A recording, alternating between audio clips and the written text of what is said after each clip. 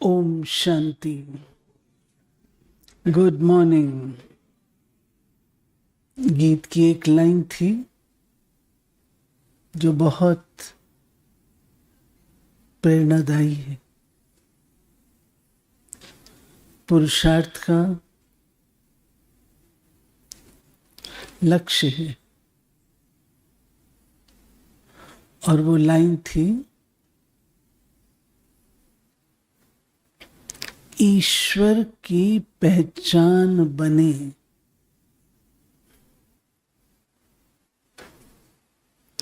ईश्वर कौन है, क्या है, उसकी पहचान हमारे द्वारा लोगों को ये अनुभव हो कि यह ईश्वर का बच्चा है। ईश्वर दिखाई देता है इसमें।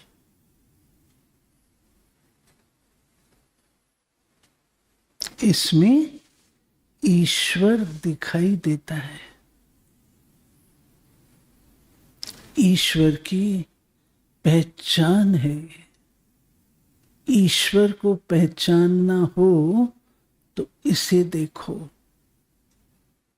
ईश्वर को जानना हो, समझना हो तो इसे देखो।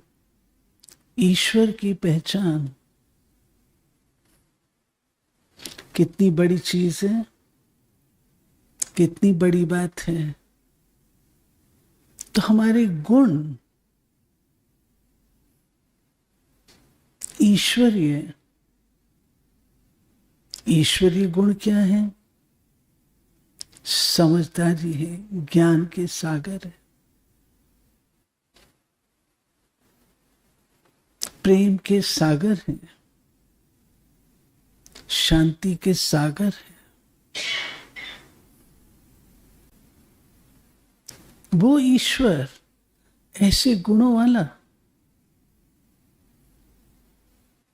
उसको कैसे जानेंगे? वो तो निराकार है, ज्योति स्वरूप है, इन आंखों से दिखता नहीं है। कैसे जानेंगे, कैसे पहचानेंगे? मुझ आत्मा द्वारा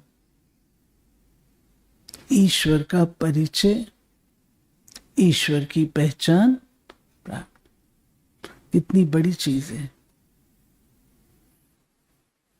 आज की मुरली है कि बच्चे, आज की मुरली गुह्य राज की है, गहरे राज। रचयिता शिव बाबा को भी कहा जाता है और सृष्टि का रचयिता ब्रह्मा को भी कहा जाता है।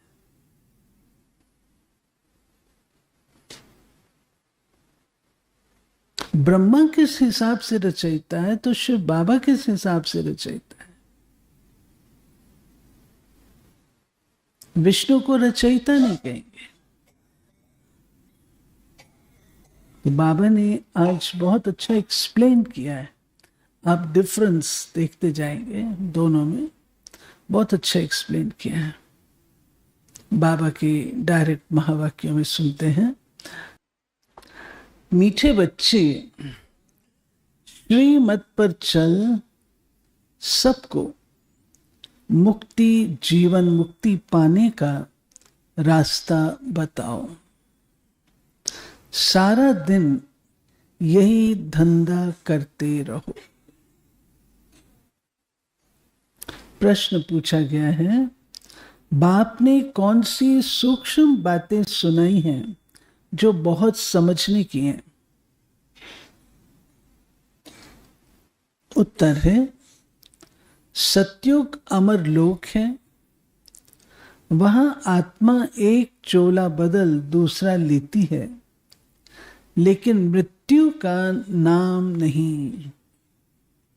इसलिए उसे मृत्यु लोक नहीं कहा जाता। दूसरा, शिव बाबा की बेहद रचना है। ब्रह्मा की रचना इस समय सिर्फ तुम ब्राह्मण हो। त्रिमूर्ति शिव कहेंगे, त्रिमूर्ति ब्रह्मा नहीं। ये सब बहुत सूक्ष्म बातें बाप ने सुनाई हैं। ऐसी ऐसी बातों पर विचार कर बुद्धि के लिए स्वयं ही भोजन तैयार करना है। सदा इसी खुशी में रहना है, हमें शिव बाबा पढ़ाते हैं। दूसरा, खान पान के हंगामे में जास्ती नहीं जाना है। हबत छोड़ बेहद बादशाही के सुखों को याद करना है। वरदान, अनेक प्रकार की प्रवृत्ति से निवृत्त होने वाले नष्टो मोहा स्मृति स्वरूप भव। स्व की प्रवृत्ति, दैवी परिवार की प्रवृत्ति, सेवा की प्रवृत्ति, हद के प्राप्तियों की प्रवृत्ति, इन सभी से नष्टो मोहा अर्थात न्यारा बनने के लिए बाप दादा के स्नेह रूप को सामने रख स्मृति स्वरूप बनो। स्मृति स्वरूप बनने से नष्टो मोहा स्वतः बन जाएंगे। प्रवृत्ति से निवृत्त होना अर्थात मैं पन को समाप्त कर नष्टो मोहा बनना। आज ऐसे नष्टो मोहा बनने वाले बच्चे बहुत काल के पुरुषार्थ से बहुत काल के प्रारब्ध की प्राप्ति के अधिकारी बनेंगे। बहु काल का महत्व है, ये याद रखिएगा। बूंद बूंद बूंद बूंद का जैसे महत्व है, ऐसे बहुकाल का महत्व है। स्लोगन, कमल फूल समान न्यारे रहो तो प्रभु का प्यार मिलता रहेगा। अव्यक्त इशारे, जो नंबर 1 परवाने हैं उनको स्वयं का अर्थात इस देह भान का, दिन रात का, भूख और प्यास का, अपने सुख के साधनों का, आराम का, किसी भी बात का आधार नहीं। वे सब प्रकार की देह की स्मृति से खोए हुए अर्थात निरंतर क्षमा के लव में लवलीन रहते हैं।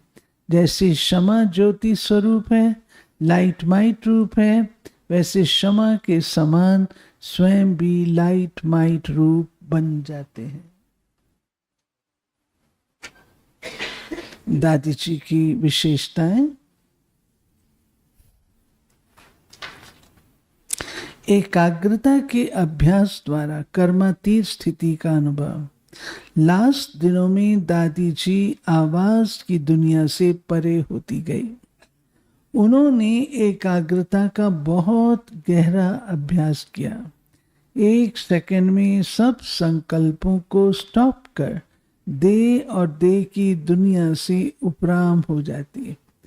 दादी जी कहती, बाबा के स्वीट होम में जाकर बैठ जाओ तो ये जीवन बहुत न्यारी प्यारी लगेगी।